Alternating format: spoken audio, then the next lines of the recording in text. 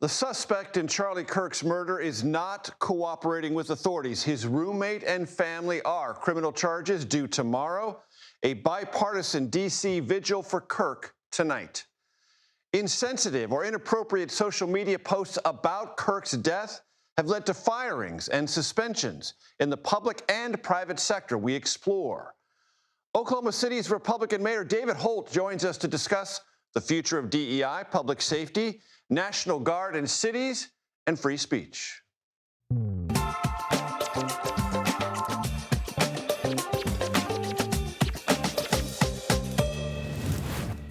Hello, everyone. I'm Major Garrett in Washington. Let me welcome you to the Takeout.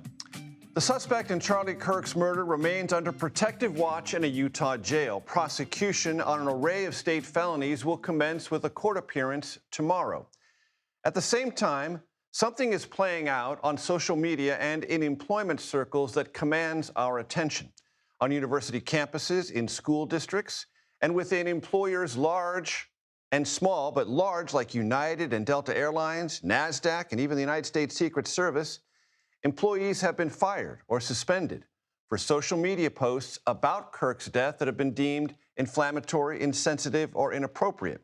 According to Reuters, the number of firings or suspensions is at least 15.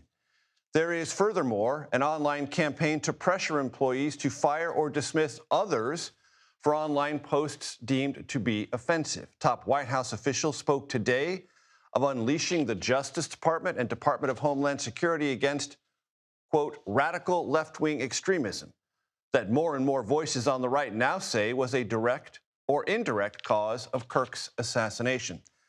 Authorities have not determined such a linkage or even declared a motive in full or in part. It remains unclear what influenced the suspect, 22-year-old Tyler Robinson. But the rage and sadness over Kirk's death appears to be hardening. We will explore the possible ramifications of that in the program this evening. We're not promising answers or resolutions or tidy summaries. We never do. We will ask and listen. First, we turn to Andres Gutierrez for the latest developments coming to us from St. George, Utah. Andres, what do we know? Well, Major, at this point, investigators say that Tyler Robinson, 22 years old, is not talking to them at all. Utah's governor went as far as to say that he is flat out not cooperating with the investigation. He used to live here at this apartment complex in St. George, but currently is about 250 miles north of here in Spanish Fork, being held in a detention facility under a special watch, which means that guards right now are keeping a very close eye on him while he undergoes mental health evaluations. But even though Robinson himself is not talking, authorities say that there is plenty of evidence that is stacking up against him. This morning, FBI Director Kash Patel said that they have recovered DNA from a towel that was wrapped around the rifle used in that attack, plus a screwdriver that was near the scene. Both of those end up matching his DNA, according to Patel. Investigators also say that they have uncovered a note where Robinson allegedly wrote that if he had a chance to kill Charlie Kirk, he would intend to do so. So tomorrow, the Utah County prosecutor in Provo will end up filing formal charges. We'll have a news conference, and then at 3 o'clock local time here, Robinson will appear in front of a judge for the first time to face the first step in justice. He will enter a plea, and then eventually they'll talk about bond. Andres, as you well know, there is tremendous online speculation, rumor mongering, and conclusions being drawn about what did or didn't influence Tyler Robinson, what his motives were or were not. And as I gather it, but you're there, authorities are being very careful and guarded in their language, at least up till now. They sure are. And across the country, there has been this wave of vigils and memorials that we have never really seen in the past. In Washington, there were hundreds of people who ended up gathering and packing into the Kennedy Center, the members of the Trump administration, supporters all coming to honor Charlie Kirk. In New York City, they ended up lighting some candles in Madison Square Park. And in Philadelphia, you had something that really was unusual. Both conservatives and liberals coming side by side at Marconi Plaza, remembering a man that some always didn't agree with, but who they say really did shape the political conversation here in this country. His widow, Erica Kirk, has been very clear that the movement that her husband built will not die.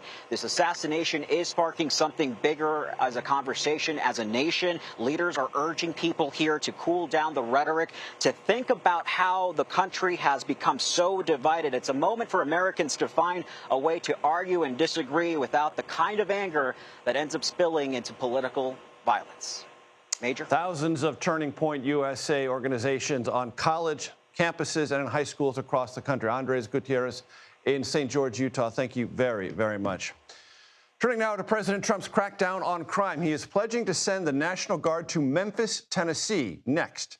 The city's Democratic mayor says he is not happy about it. In all matters of this nature, we turn frequently to Scott MacFarlane, who joins me here at the family table. Scott, before we get to that very quickly, today there was conversation by the Vice President of the United States and a senior White House advisor, Stephen Miller, about using the Department of Homeland Security and the Department of Justice to go after in a systematic criminal prosecutorial way what they described as left-wing extremist organizations in this country.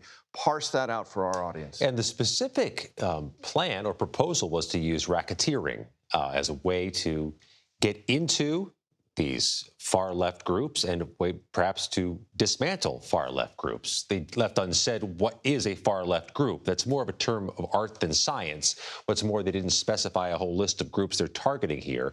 But whether that's a tenable prosecution is a different matter. Just leveraging the weight and the strength of the Department of Homeland Security and Department of Justice can have an impact on any target, no matter what becomes of it at the end of the day. Particularly in this very fraught and tense time. Let's go to Memphis. What do we know and what are the authorities, state and local, saying?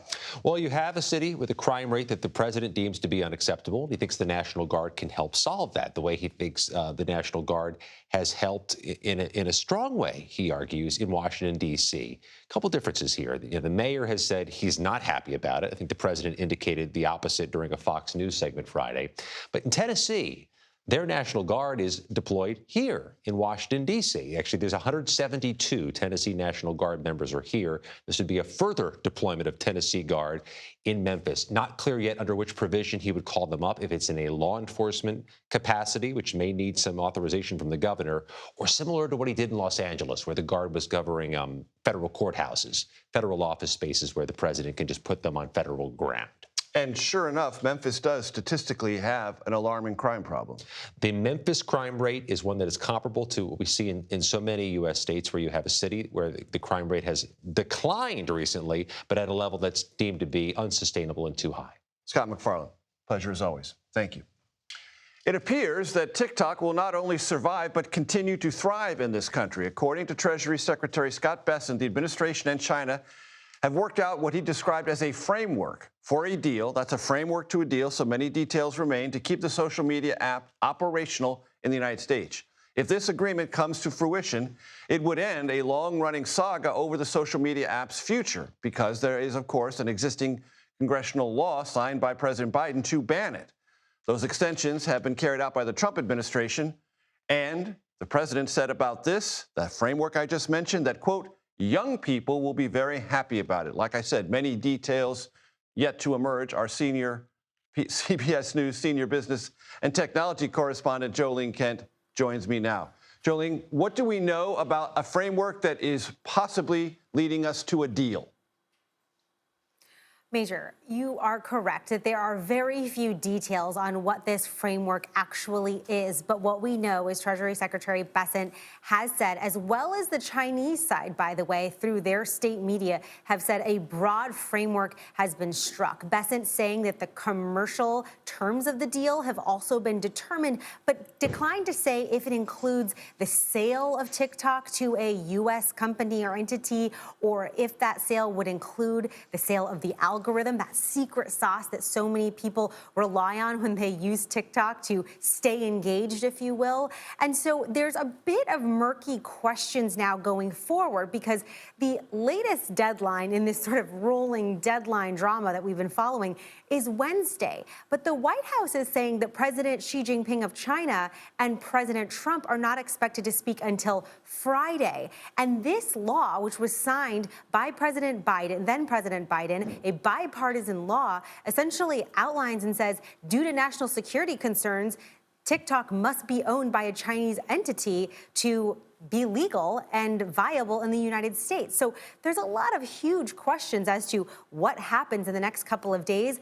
Unlikely, experts tell me, that TikTok will go dark, but the legality of this over the next, between Wednesday and Friday, are some big questions that we don't have answers yet. TikTok also not yet responding to our multiple requests for comment. Jolene, remind our audience very quickly why China is so crucial to this and what ByteDance is and why China cares so much about that algorithm. ByteDance is the parent company of TikTok. And essentially what happened is several years ago, ByteDance bought an app called Musical.ly. You might have remembered what it was. It was basically the early ways of TikTok as we know it here in the US. The Chinese company acquired it and then made it into TikTok. In China, there's a separate app that's very similar to TikTok, but also kind of different, called Douyin. And that is the Chinese version. They are separate, and there are national security concerns about US TikTok being owned by ByteDance due to the data collection and due to the privacy issues. And so this has been a long, protracted battle over many years since President Trump's first administration as to what has to happen to make this safe for US users. Then fast forward to President Biden's administration, that bipartisan law was passed and then signed. And after that, it was a determination of hitting a certain deadline to have TikTok sold to a US entity. But Major, as you know, it takes two to tango. And ByteDance was not selling TikTok at the time. And so the Trump administration now is trying to thread the needle and figure out a way to get this legal in the United States, according to President Trump's latest deadlines. Now it falls under this broader macro picture of the trade situation with China. And so there's a lot of factors going into this. But for TikTok users, the question is, will my app work on my phone? And when or if will it go away? And what does that mean for all the small business owners, for the big brands? And the president himself, the White House, just establishing their own TikTok account, what was it, back in June? So that's the latest of what we have. Just a lot of big question marks as to what will happen next. When the questions are answered, Jolene Kent, I know, will be there with it for all of us. Jolene Kent, as always, thank you so very much. Still to come on the Takeout, fallout from the killing of Charlie Kirk, why the assassination has led to the firings of Americans who did not know him but had much to say about the conservative activists following his death, much of it online. And more than 2 months after winning the Democratic primary for New York City Mayor, Zohran Mamdani has secured the endorsement of New York Governor Kathy Hochul. Why she's supporting her, quote, unlikely ally, unquote. Plus my conversation with Bill O'Reilly, our discussion about his new book that profiles 15 historical figures he believes to be, quote, evil. All that. You're watching The Takeout.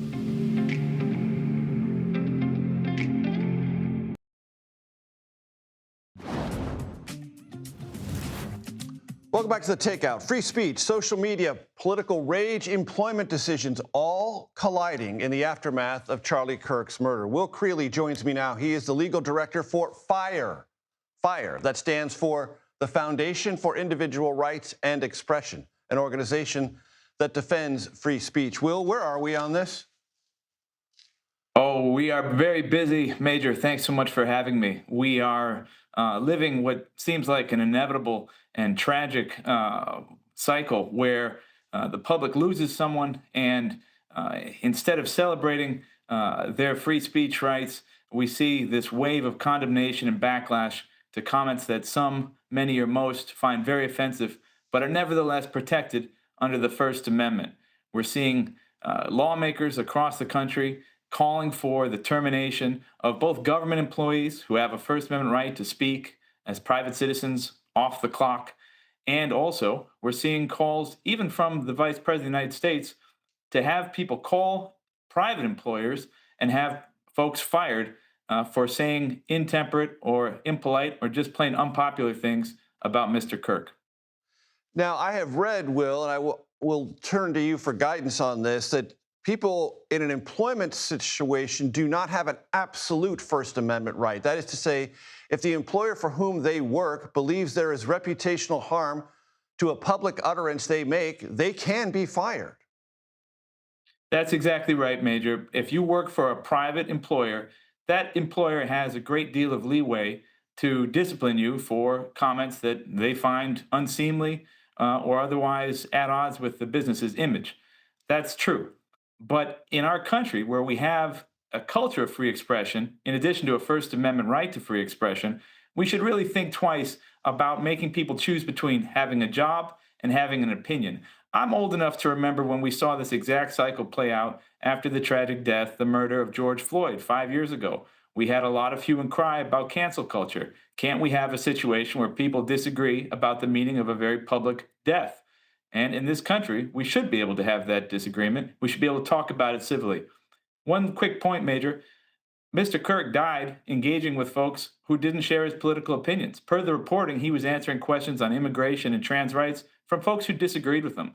In this country, if we're going to move past the deeply divided nation that we are, we're going to have to talk to each other. And that means not getting people fired because they hold a view that you don't. I remember, as you do, what you talked about there, George Floyd. There were people who lost their jobs because they pointed out parts of George Floyd's past that were accurate, but that were uncomfortable in the context of his death. I believe things just like that have happened with Charlie Kirk, where people have been either threatened with suspension or firing, or suspended or fired because they pointed out something that Charlie Kirk had said or stood for in the past, separate from the heinous crime that took his life. That's exactly right. And I'm afraid that's what's getting lost here. You know, children are without a father, a spouse is grieving the loss of her partner. I wish that folks would have kept the emphasis that they had on Wednesday of a man who was more than willing to mix it up with his political opponents in a civil way and not change the subject to trying to get everybody fired because you don't like their viewpoint. That's a disappointment. And I would have to think that Mr. Kirk, given his expressed interest in trading viewpoints instead of just trying to fire folks, he would be disappointed by this response.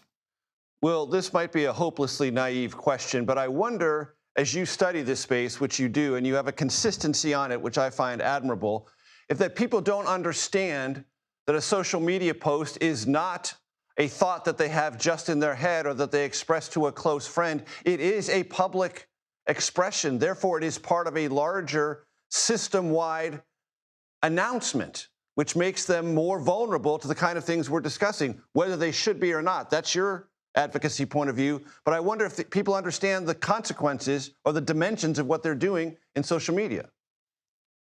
We always tell folks here at FIRE, never tweet anything you wouldn't be comfortable seeing on the front page of the New York Times. But that being said, Major, there's an opportunity for all of us here to extend a little grace to our fellow Americans, to understand that tragedy elicits a wide variety of responses. Some of them you're not going to like, but the price for freedom of expression is occasional offense. We don't have to all agree on everything. That's why we have the First Amendment. We can contest what Mr. Kirk's legacy is. We can debate it like Americans. But trying to get people fired or the government leaning on employers to fire people, that's ugly. Very quickly, Will, does the government have more latitude to fire someone than a private employer over something like this? If the government employee is speaking pursuant to their official job duties, they don't have much in the way of First Amendment protections. But you do have a right as a government employee to speak as a private citizen off the clock on matters of public concern. Will Greeley, I appreciate your time and perspective very, very much. Thank you for joining us. Thank you so much. JD Vance here, live from my office in the White House complex and filling in for somebody who cannot be filled in for. Vice President Vance hosted the Charlie Kirk show today in the wake of Kirk's killing. A number of prominent Trump administration officials joined him. More on that with our panel next here at the Takeout.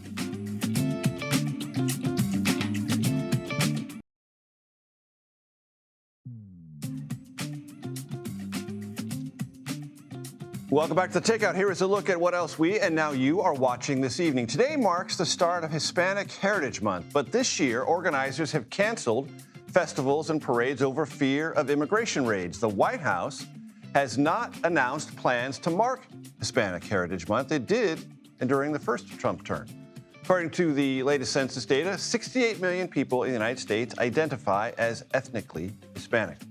The Trump administration is asking Congress for $58 million to increase security for the executive and judicial branches, with a Supreme Court justices being high priority on that security apparatus. The White House said it was open to more funds to beef up congressional security, but will defer to Congress on the specifics.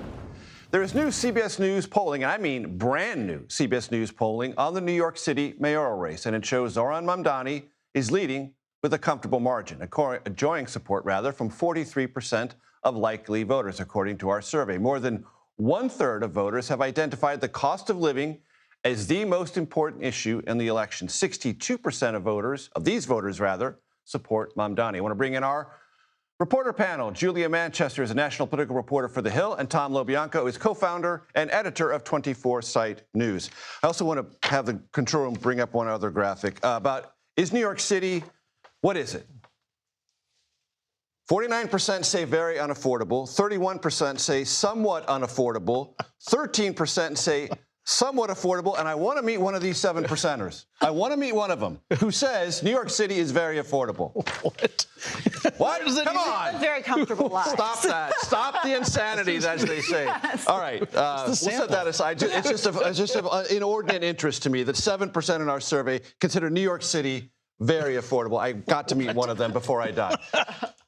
Give me your sense of the New York City's mayor's race. This poll, our poll, consistent with others. Yeah, Mamdani's got a big lead. Yeah, I mean, he's running away with. Yeah, he's running away with it right now. The momentum is moving in his direction. You're starting to see Governor Kathy Hochul. You're starting to see older, more establishment, quote unquote, Democrats catching up to this. So the momentum is heading in the right direction. I mean, that's why.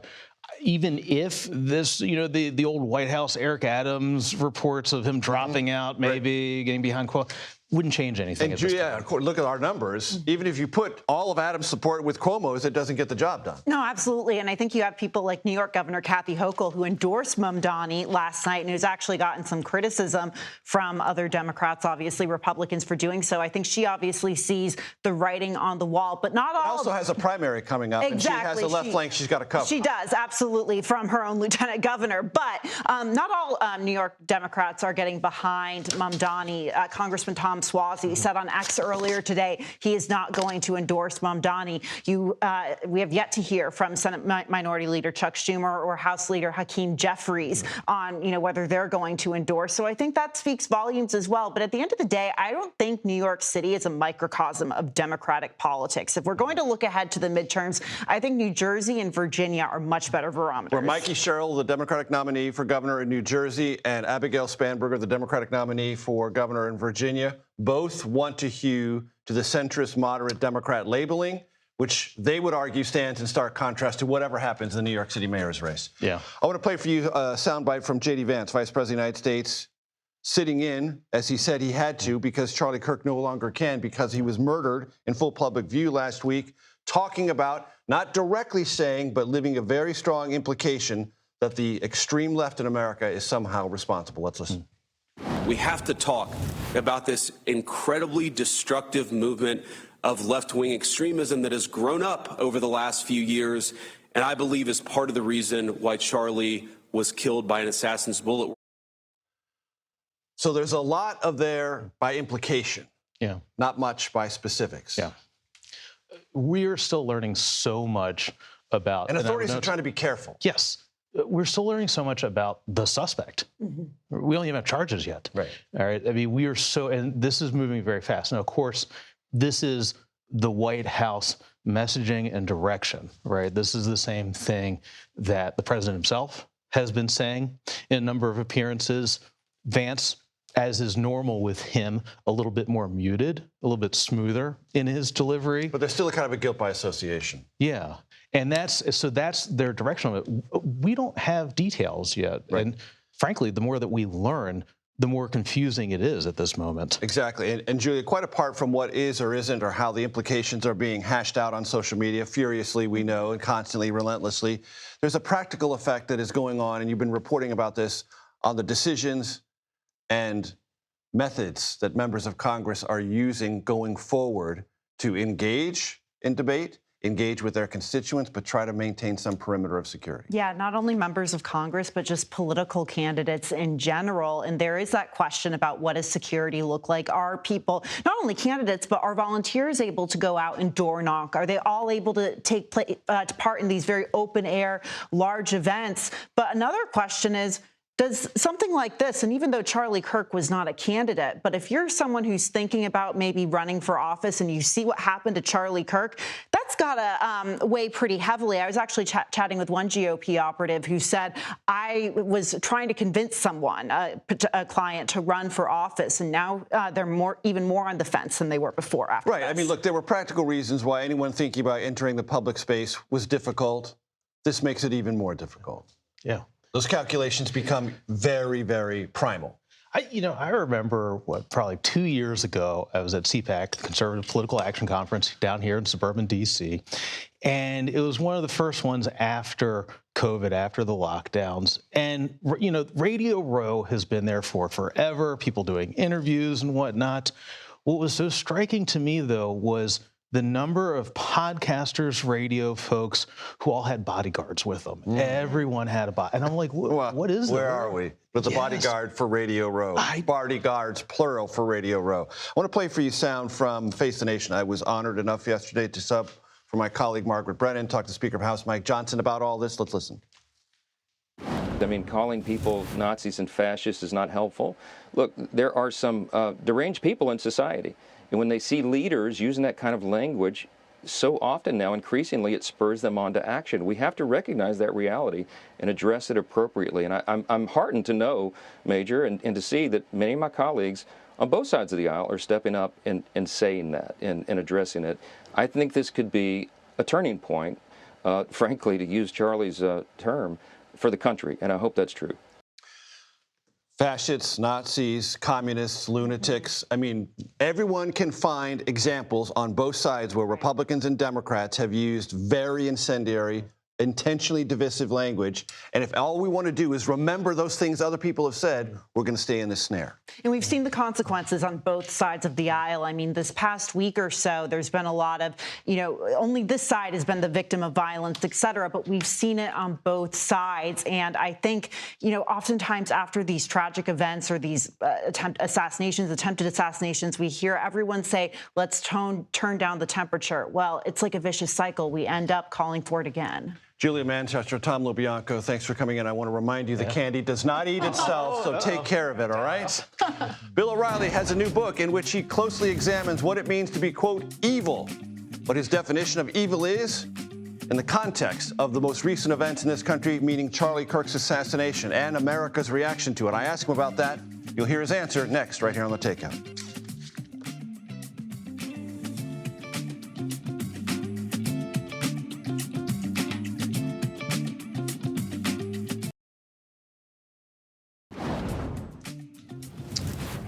Welcome back. What is the definition of evil? How is it manifest? Those questions and many others are explored in the new book called Confronting Evil, Assessing the Worst of the Worst. It delves into the lives of more than a dozen infamous historical figures. I spoke to the best-selling author and political commentator, high-visibility political commentator, Bill O'Reilly, earlier today.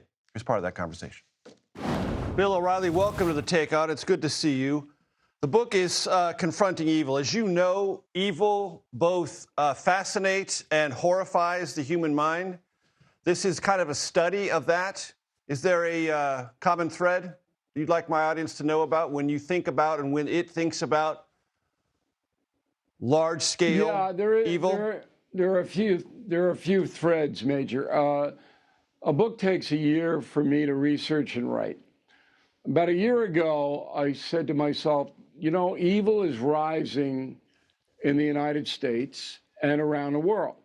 Two things are driving that, Putin and Donald Trump, and the reactions to both men. And I said, we're in an age now which is not quite akin to the 1930s, when evil just got out of control because of the Great Depression. And you saw the rise of the dictators, Mussolini and Hitler and Tojo and Franco, and 100 million dead after World War II. We're not close to that. But what's happening in the world is a rise in evil. So let me profile 15 of the worst, all right, and link them into today. All of them are linked to today. What they did, even as far back as Caligula and Genghis Khan, what they did affects how we live today. So that's how the book came about.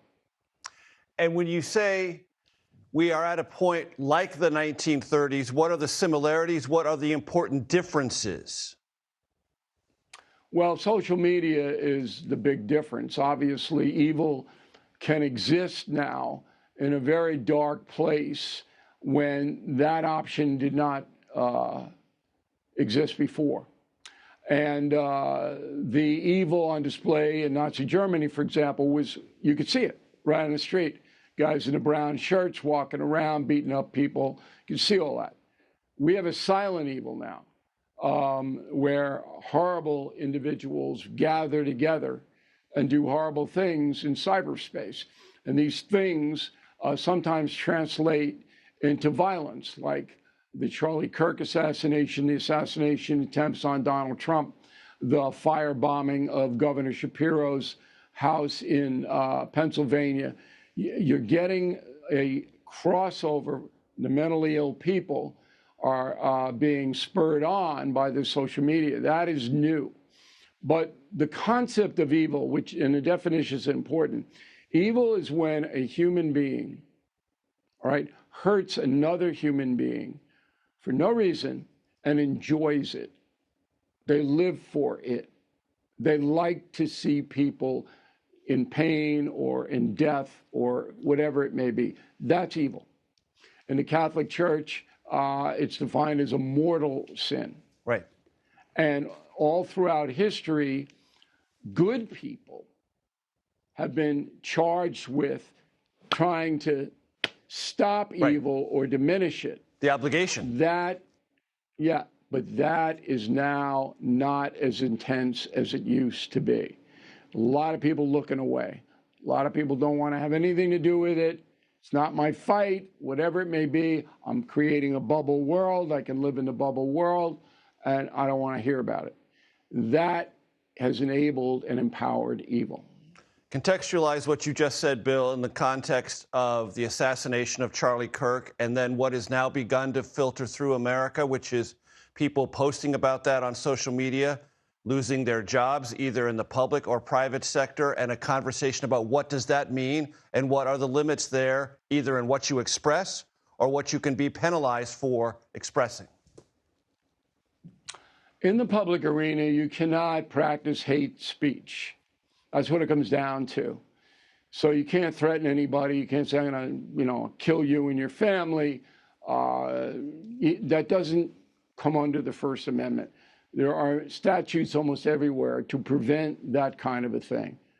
That's what you saw in the aftermath of Charlie Kirk, that the people who despised him, mostly on the radical left, were pleased that he was dead and that his widow and children lives are altered forever in a very negative way. That made them happy.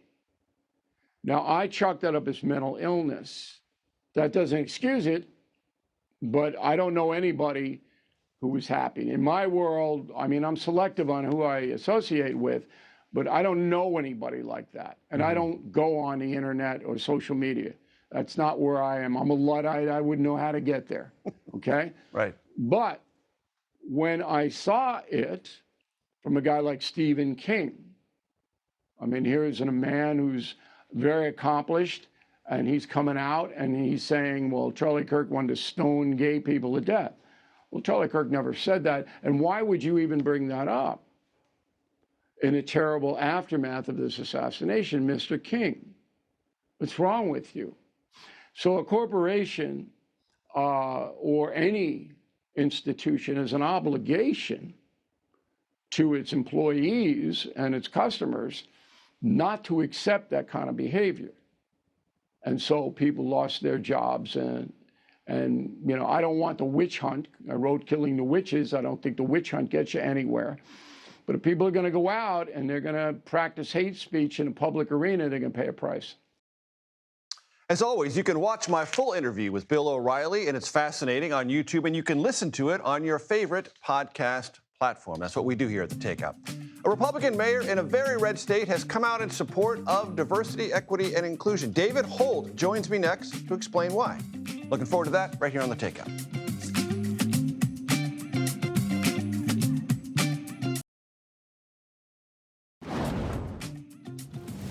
Welcome back to Takeout. Welcome to my favorite place on the set, the Conversation Corner. As you well know, diversity, that word, has become kind of a dirty word in the modern Republican Party, certainly influenced by President Trump. However, Oklahoma City's Republican mayor wrote an op-ed in the New York Times in favor of it.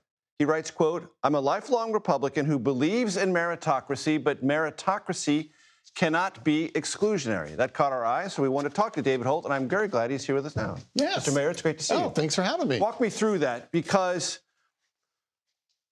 the administration, through all sorts of executive memoranda and orders, have basically said diversity, equity, inclusion amounts to racism and is overtly hostile to the interests of white Americans. Mm-hmm. That's what they've said. You have a different perspective. I'd like to hear yours. Yeah, I came in office in 2018, and I use this visual in the piece, which is probably far more articulate than I'll be tonight. But the visual in my office as mayor of Oklahoma City was that we had a wall of 34 mayors. All 34 were white, and 33 were male. And what is a more powerful statement of the lack of equal opportunity that we have been giving the people of Oklahoma City for 130 years? Obviously, there's infinite examples of that, but this is one that was literally staring me in the face. And so, I ended up respectfully moving the mayors down the hall and replacing them with Oklahoma City kids that were demographically representative of my kids in Oklahoma City. Right. And that's the crux of the issue. 60% of the kids in Oklahoma City are non-white. And obviously, half of them are women, right? And so you have to recognize, and I think this is very Republican, that we have to provide equal opportunity in this country. We don't promise equal outcomes, but you cannot look at that wall and say, yes, meritocracy, I mean, come on. What I gathered from the piece, and I want to invite you to talk about more in depth, is this idea that it's very reductive. If there is anything that moves in the direction of diversity, it is by its very nature at the expense of white Americans, maybe even principally or specifically white men. Yeah.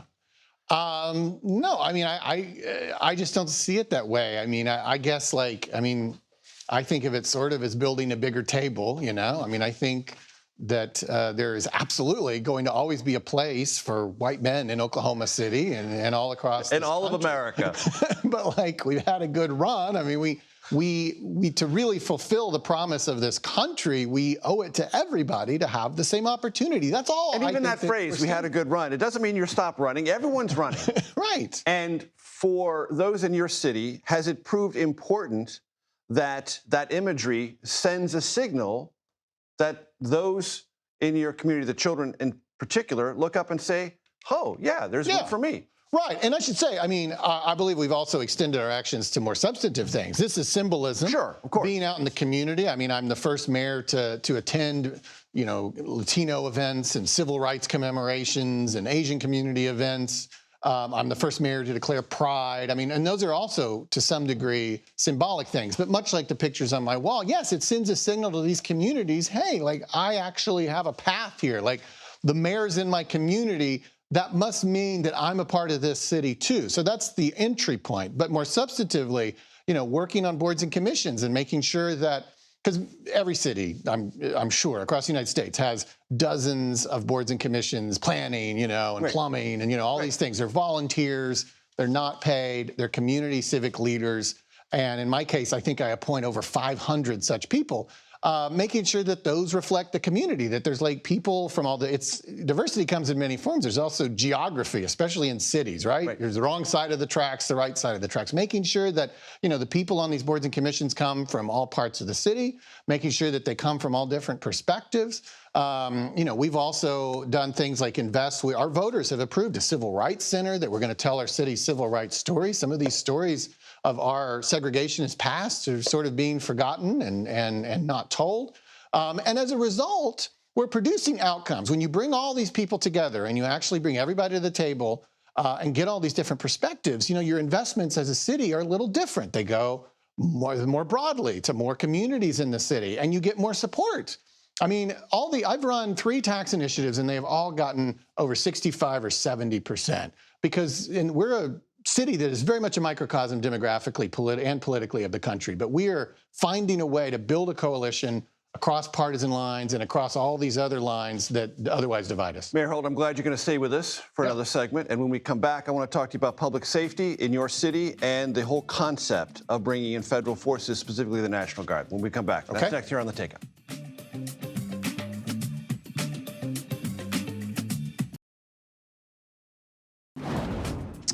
Welcome back to the Conversation Corner. Oklahoma City Republican Mayor David Holt, good enough to stay with us. So, mayors care enormously about public safety. They're judged on it on a daily basis, appropriately so. Appropriately so. Yeah. Your thoughts about National Guard deployments? They're not coming to Oklahoma City. You don't need them, but just in general, you're head of the Conference of Mayors for all mayors in the United States. Right. It's got to be a conversation that is rolling back and forth. Of course. How do you think about it? Well, I mean, big picture, obviously every city is a little different, but big picture, all across the country, crime rates are dropping in cities, including in Oklahoma City. So a positive trend. Yes. So it doesn't feel like the time of crisis, right? Like this is a time where things are getting better than they were in the past. And having even said that, even if they were getting worse, you have to be outcome oriented, not just about making a show, And in our cities, I think why we have been able to successfully lower crime rates is that we recognize that boots on the ground is part of it, but the reality is intervention and prevention, youth programs, domestic violence programs. I mean, that's what really lowers crime in the long run. Because like a lot of mayors and members of the media in my city, I get an email every time somebody is murdered. And, you look at those stories every time, and they're not happening among strangers out in public spaces. They're happening in living rooms and driveways among people who knew each other. And police presence would not have prevented that, So I understand maybe in situations where, carjacking is high or something, like maybe some police presence. And certainly it can be helpful, and certainly we want more officers. Every city wants more officers. Right. And so we do look for that partnership, and we do look for more officers, but we also got to recognize, when you just drop a bunch of National Guard on the street corners for a few weeks, maybe that'll help in the near term with certain kinds of crimes, but that's not going to really change the trajectory of a community in the long run. You need those prevention and intervention programs. But having said that, in certain situations, mayors and governors should be willing to partner with the federal government. And we've been asking for help. Yes. Federal task forces for specific crime prevention. Yeah. In the 90s, COPS program, Bill Clinton helped us pay officers. it's not like we don't want help. Believe me. Very quickly, among mayors you're talking to, what is the immigration conversation, the immigration enforcement conversation? Well, similarly, right? Mayors want to collaborate and communicate. It's not happening in my city that we know of. Obviously, everybody across the country in the immigrant community, even legal immigrants, are living in some level of fear, and that's happening in Oklahoma City. But heightened enforcement is hitting, as we know, sort of certain places. And in those places, those mayors, they want to be a part of the conversation. Mayors are serious people. We're trying to get things done, and we have a track record of getting things done. A lot of this is so performative now, right? It's all for likes, and that's very frustrating to us because that's not how we work. Mayor David Holt, Oklahoma City, home of the Oklahoma City Thunder, which I think did pretty well in the NBA playoffs. They are the world champions. They're the world champions. There's a tie over there. He's got an eye on. I've been eyeing a blue and orange Thunder tie. We'll have that video for you later. Happy Monday, everyone. This is The Takeout. Relentlessly curious, reliably civil, occasionally clever. The Daily Report starts now.